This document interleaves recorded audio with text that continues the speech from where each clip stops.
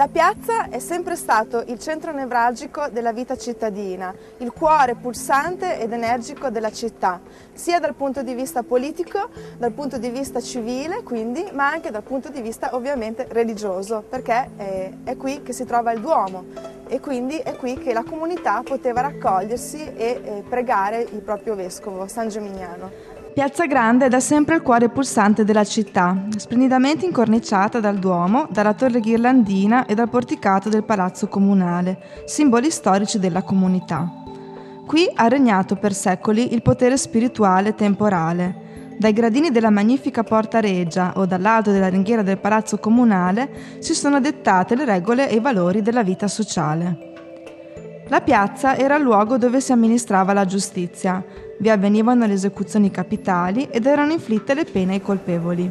Anche oggi, sin dall'epoca medievale, la piazza è considerata come tale e quindi vengono allestite qua manifestazioni sportive, eventi musicali, concerti, iniziative di rievocazioni storiche. Pertanto si può dire che c'è una lunga linea del tempo che ha portato la piazza dal Medioevo sino ad oggi ad essere il cuore della città di Modena. Nell'abside del Duomo sono ancora incise le misure della pertica, del braccio, della tegola, del mattone, a garanzia dell'onestà dei commerci in piazza. Queste erano le misure ufficiali, quindi quando nascevano delle controversie legate alla corretta misura durante i giorni di mercato, i modenesi sapevano che potevano recarsi qui e che quelle murate nell'abside maggiore erano le vere misure, quelle ufficiali. A garanzia della correttezza degli scambi commerciali, nel Medioevo esisteva un ufficio della buona stima, il cui simbolo pare fosse una statuetta raffigurante una donna, detta dai modenesi la Bonesma, cioè la Bonissima, ancora oggi presente all'angolo della piazza che incrocia via Castellaro. Non tutti però concordano sul significato di questa raffigurazione. La statuetta, alta circa 130 cm, rappresenta una donna vestita con una tunica doppia, con i capelli raccolti in una treccia che sorregge tra le mani oggetti non ben identificati.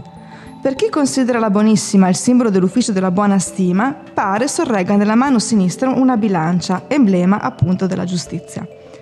Le cronache riportano anche un'altra versione sulle origini della statua. Si presume che in realtà questa Bonissima fosse una signora che visse nel 300, una ricca nobildonna modenese che un bel giorno decise di fare uno scherzo ai suoi concittadini e quindi insieme ad alcuni suoi collaboratori si travestì da povera mendicante. Infatti vedete anche i vestiti di questa signora assomigliano a vestiti poveri e andò a mendicare porta a porta chiedendo qualcosa da mangiare. Cosa accadde? Che i ricchi non le diedero nulla, mentre le persone più povere cercarono di aiutarla come possibile e infatti le fecero dono di una mela. Alla fine lei si svelò e fece una grandissima festa in Piazza Grande quando invitò tutti quanti i suoi amici ricchi, però i veri invitati d'onore erano i poveri che l'avevano aiutata. Questa piccola statua resta sempre uno dei simboli della città.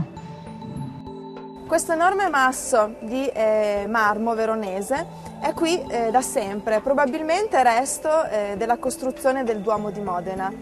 Questo masso è un altro dei simboli della città, infatti probabilmente su questa pietra salivano tutti coloro che dovevano fare delle declamazioni ed è per questo motivo che la pietra si chiama pietra ringadora, dal fatto che appunto venisse usata per arringare. Però probabilmente su questa pietra venivano anche portati tutti i debitori insolventi che potevano ovviare al fatto di non avere pagato il loro debito facendo 3 giri intorno alla pietra e appoggiandosi sopra con le natiche scoperte. Sopra la pietra però era sempre stato messo preventivamente un acido che andava a corrodere le natiche di queste persone.